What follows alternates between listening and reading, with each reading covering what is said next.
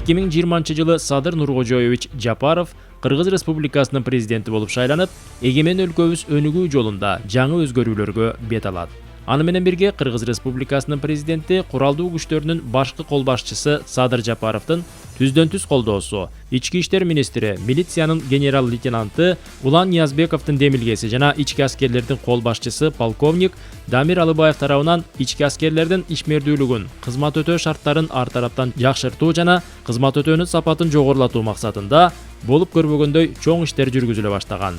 Кыргыз Республикасынын стратегиялык, өзгөчө маанилүү олуттуу объектилерин кайтаруу жана коргоо ички иштер органдары менен биргеликте коомдук тартипти жана коопсуздукту камсыз кылууга багытталган. Ички аскерлери жалпысынан республика аймагында жайгашкан 28 объектти кайтарууга жана коргоого, көчүрмөн кызматтык милдеттерин аткаруу менен объекттердин коопсуздугун камсыз кылууда.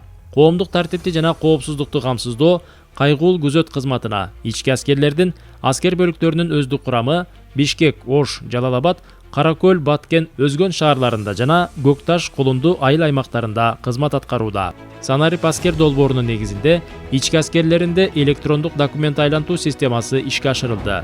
Сервердик компьютерге Linux операциондук системасы орнотулду. Аткарылган курулуш иштери боюнча Бишкек шаарында жайгашкан 7702 аскер бөлүгүнүн аймагында эскилиги жеткен имараттар бузулуп, 500 кишиге ылайыкталган 2 кабаттуу жоокерлер казармасы, жоокерлердин жана офицерлердин ашканасы, эс алуу жайы, спорт шаарчасы, спорт зал, футбол талаасы, штаб, жоокердик мончо, кир жуучу жай, аскердик клуб, этно боз үй, кампалар, унаа паркы жана медициналык пункт сыяктуу имарат жайлар курулуп, 2025 жылдын 23 августунда Кыргыз Республикасынын президенти Садыр Жапаровдун катышуусунда салтанаттуу ачылыш аземи болуп өттү.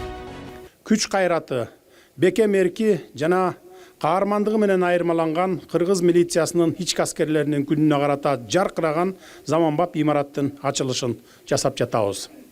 Жаңы имаратыңыздар ак жолтой болсун, барыңыздарды ички аскерлер күнү менен чын дилимден куттуктаймын. Акыркы жылдары ички аскерлер төмөнкү аскер техникаларды сатып алган. КамАЗ, КамАЗ-Парм, Газель Next, Тигр брондолгон, Спартак брондолгон жалпы суммасы 388 миллион 556 миң сомго сатылып алынган. Ошондой эле 500 миллион сомго курал-жарактар алынды. 2025 жылдын 10 декабрында Ош шаарында жайгашкан Курманбек Мамакеев атындагы сейил багында Кыргыз Республикасынын ички иштер министрлигинин ички аскерлеринин аллеясы ачылды. Ички аскерлеринин аллеясы тартипти, коопсуздукту жана мекенге берилгендикти өз өмүрү менен далилдеген ички аскерлеринин, аскер кызматкерлеринин эрдигине арналган ыйык мейкиндик. Андан соң ошол эле күнү ички аскерлердин 7703 аскер бөлүгүндө өздүк курамдын жашоо шартын жакшыртуу максатында 2 кабаттан турган кир жуучу жай, чачтарач, кийим тигүүчү жана эс алуучу бөлмөлөр менен салынган комплексин ачып, келген конокторго тааныштырды. 2025 жылдын 12 декабрь күнү Баткен шаарында Кыргыз Республикасынын улуттук коопсуздук мамлекеттик комитетинин башчысы генерал-полковник Камчыбек Ташиев 7707 аскер бөлүгүнө акчалай сыйлыктын сертификатын тапшырды. УКМКнын башчысы генерал-полковник Камчыбек Ташиев чек араны тосуу иштериндеги аскер кызматчыларынын эмгегин жогору баалап, терең ыраазычылык билдирди. Атайын белгиленген мерчемдин негизинде азыркы күнгө чейин аскер бөлүктүн өздүк курамы үзгүлтүксүз чек араны тосуу иштерине активдүү катышып келишүүдө. Белгилей кетчү учур, аскер бөлүктүн жумушчу тобу күн сайын өзүнө бөлүнгөн аралыкты тосууну мөөнөтүнөн мурда бүтүрүп, мактоого алынып, башка күч түзүмдөрүнүн бөлүнгөн аралыктарын тосууга да жардам көрсөтүп келишүүдө. Ички аскерлерибиздин учурдагы күчүрмөн даярдыгы жакшы жана аскердик духу күчтүү.